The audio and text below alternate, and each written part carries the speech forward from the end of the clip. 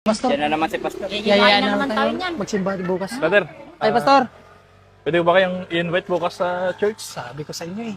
Yayayaan na naman tayo. Mag-ride Rice sana tayo ako eh. eh. Para sa atin. Ay, Pastor, sa susunod na lang kasi bata pa naman kami. Oo, Saka na kami magsimba Uy, enjoy muna pagka... namin. Oh, pagka matanda na kami. Maraming ako nababasa po social media, sinasabi nila, habang bata ka, gawin mo na yung mga dapat mong gawin. Oh, Kasi pag Pastor. matanda ka na daw, hindi mo na pwedeng gawin yon. Ay, pag matanda ka na, wala ka na eh. Kaya magsimba na lang kami pagtanda namin.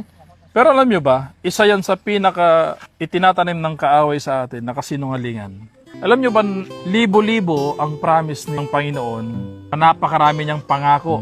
Pero ni isa, wala siyang pangako na magigising pa tayo kinabukasan.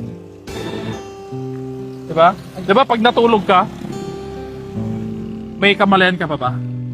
Wala na, diba? Wala na, Pastor, kasi natutulog ka na, Pastor eh. Oh, ngayon, hindi na natin alam kung magigising pa tayo o hindi. So, paano natin masasabi na saka na lang ako maglingkod? Eh, alam mo ba kung hanggang kailan yung buhay natin? Yung buhay mo, di ba? Kasi napakaraming nababalitaan tayo na malalakas, makakilala natin mismo. Tapos, na-disgrasya, di ka inatake, may natulog, nabangungot daw, hindi na nagising. So, wala tayong assurance na magigising pa tayo o magkakaroon pa tayo ng mahabang buhay. Eh, sabi nga, life is uncertain but death is sure. Sabi nga ng Hebreo 9 verse 27, na itinakda ang tao na minsay mamatay pagkatapos nito ay paghuhukom.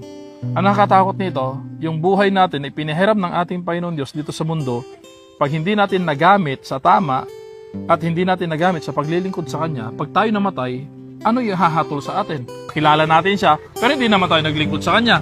Kasi yung lakas natin sa araw-araw, yan ay pahiram lang ng Diyos. Anytime pwedeng mawala.